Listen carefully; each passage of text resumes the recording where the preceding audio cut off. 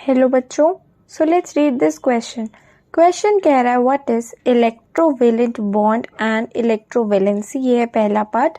Second part question का कह रहा है what energy changes occur when sodium and chlorine atoms in gaseous state react to form sodium chloride crystal.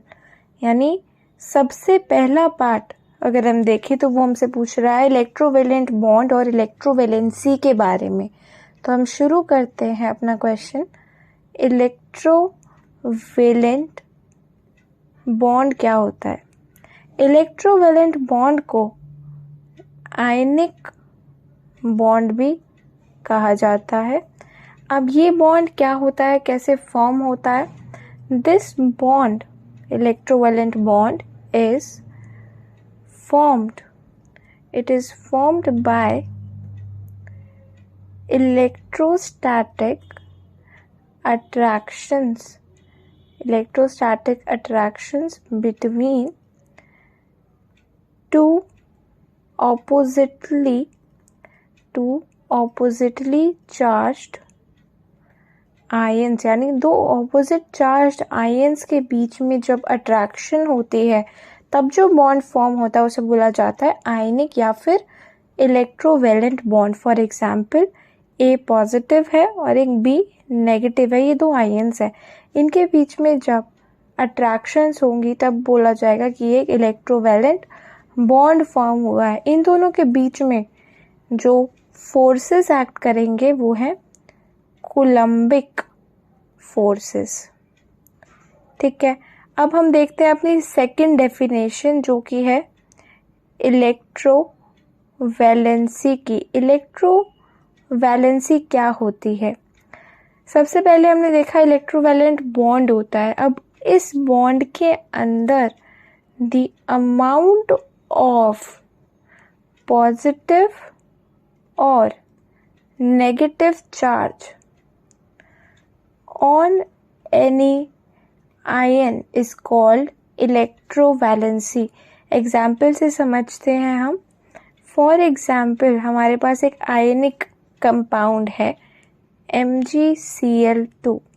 MgCl2 एक ionic compound है, यानी हम क्या लिख सकते हैं, इसमें मैग्नीशियम +2 और 2 Cl- के आयंस प्रेजेंट हैं।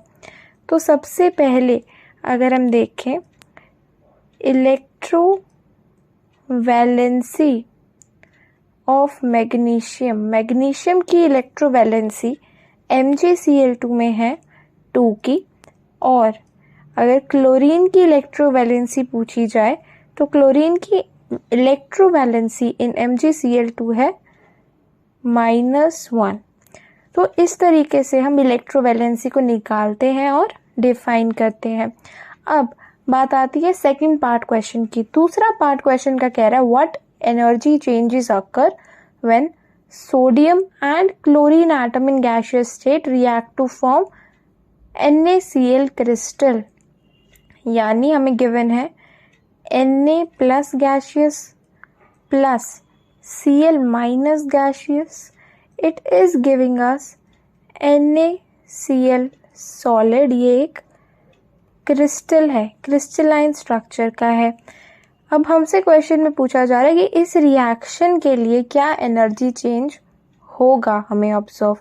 तो सबसे पहले हम क्या देख रहे हैं कि इस रिएक्शन में जो बॉन्ड फॉर्म हो रहा है दैट इज इलेक्ट्रोवैलेंट बॉन्ड।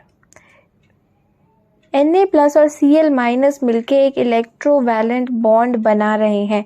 ऐसे केसेस में जब दो गैसियस आयन मिलके एक क्रिस्टलाइन कंपाउंड बनाते हैं तब एनर्जी इज रिलीज, एनर्जी जो है रिलीज होती है, जिसे बोला जाता है कॉल्ड लैटिस एनर्जी। इस प्रोसेस में जो एनर्जी रिलीज होगी उसे बोला जाएगा लैटिस एनर्जी। और ये इसलिए क्या है, एक क्योंकि एनर्जी रिलीज हो रही है, इसकी वजह से ये रिएक्शन एक एक्सोथर्मिक रिएक्शन है। तो हमसे क्वेश्चन में एनर्जी का चेंज पूछा गया था, तो हम क्या कहेंगे कि जो डेल्टा H है एंथैल्पी चेंज या फिर वो है एनर्जी का चेंज, वो नेगेटिव है क्योंकि एक एक्सोथर्मिक रिएक्शन है और एनर्जी जो है रिलीज हुई है। सो आई होप सबको ये सोल्यूशन समझ में आया होगा। Thank you very much and all the best.